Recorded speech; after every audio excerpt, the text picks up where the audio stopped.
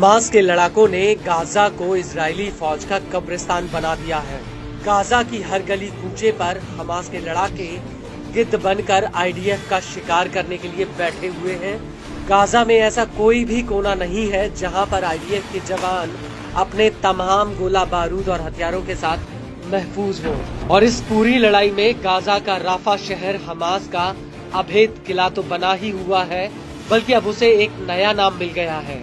जी हाँ, Rafa Gaza में इकलौता ऐसा इलाका है जो अब आईडीएफ के लिए एक बूचड़खाना बन गया है, जहां पर पैर रखते ही आईडीएफ के सैनिक ढेर हो रहे हैं। और अब इसी कड़ी में एक बार फिर से पूर्वी राफा के जबालिया में आईडीएफ के ऊपर एक बहुत ही भयानक हमला हुआ है। ये हमला इतना भीषण था कि आईडीएफ को संभलने का मौका तक नहीं मिला। दरअसल पूर्वी राफा के जबालिया कैंप के कम्युनिकेशन जंक्शन इलाके में हमास की सैन्य शाखा अल कासिम ब्रिगेड्स ने आईडीएफ के ऊपर एक के बाद एक भीषण हमले किए हैं, जिसमें इजराइल को तगड़ा नुकसान हुआ है।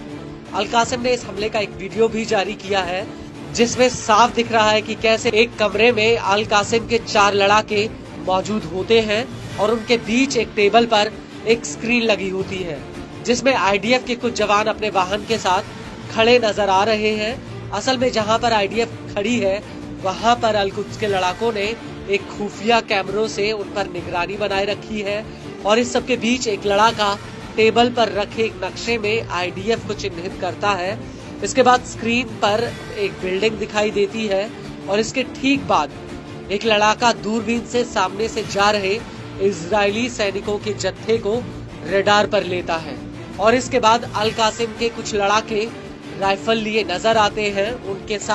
उनके हाथ में कारतूसों की एक लड़ी भी होती है। और इसके ठीक तुरंत बाद आईडीएफ के सैनिक अपने ट्रक के साथ एक बिल्डिंग के बगल में खड़े नजर आते हैं। लेकिन तभी अल कासिम का एक लड़ाका रॉकेट लॉन्चर से इन सैनिकों के ऊपर बमबारी शुरू कर देता है, जिसमें जोरदार ब्लास्ट होता है। और इसके तुरंत बाद यहाँ पर भगदड़ मच जाती है और कुछ सैनिक इस ट्रक में लेट जाते हैं।